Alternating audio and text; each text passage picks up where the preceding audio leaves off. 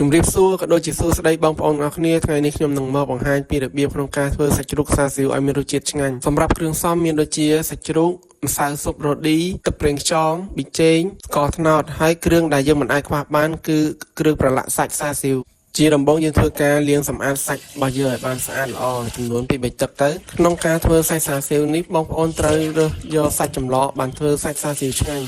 ជាទូទៅបើសិនជាយើងយកសាច់ខ្លាញ់ក៏អត់សូវឆ្ងាញ់ដែរបងប្អូនបន្ទាប់ពីយើងលាងស្អាតហើយយើងយកសាច់របស់យើងយកមកហាន់ណាហើយសម្រាប់សាច់វិញយើងហាន់យកបដ ாய் វែងណាហើយហាន់បដ ாய் សាច់បងប្អូនកុំហាន់ទៅតឹងសាច់ណាយើងហាន់បដ ாய் សាច់ជាលក្ខណៈថាជ្រុងណាញរោមបងប្អូនហាន់កុំឲ្យក្រាស់ពេកកុំឲ្យស្ដើងពេកគឺមកល្មមក្នុងការ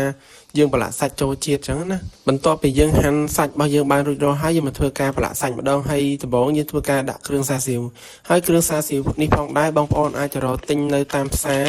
ប្រាប់គេថាគ្រឿងប្រឡាក់សាច់សាស៊ីវទៅគេស្គាល់ហើយបន្ទាប់មកយើងធ្វើការដាក់ប្រេងខ្យងដាក់ប៊ីចេងដាក់ម្សៅស៊ុបរ៉ូឌីស្ករត្នោតហើយក្នុងការធ្វើសាស៊ីវនេះបងប្អូនកុំដាក់ស្ករសយើងដាក់ស្ករត្នោតបានពេលដែលអាំងទៅវាអត់ខ្លោចហើយយើងបន្ថែមខ្ទឹមសជាមួយនឹងប្រេងហើយយើងដាក់ប្រេងហ្នឹងដើម្បីឲ្យវាទន់សាច់បានល្អវាកុំឲ្យវារឹងសាច់សាស៊ីវកាលណាបើសិនជាវារឹងទៅវាអត់សូវឆ្ងាញ់ទេបងប្អូន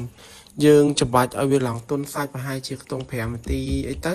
បន្ទាប់មកយើងផ្អាប់ទុកវារយៈពេល15នាទីចាំយើងយកទៅអាំងណាហើយសម្រាប់ការអាំងវិញយើងអាំងនៅក្នុងឡក៏បានអាំងនៅក្នុងម៉ាស៊ីន microwave ក៏បានដែរប៉ុន្តែខ្ញុំអត់មានឡខ្ញុំក៏ដាក់ក្នុងម៉ាស៊ីន microwave ទៅប៉ុន្តែយើងអាំងរយៈពេល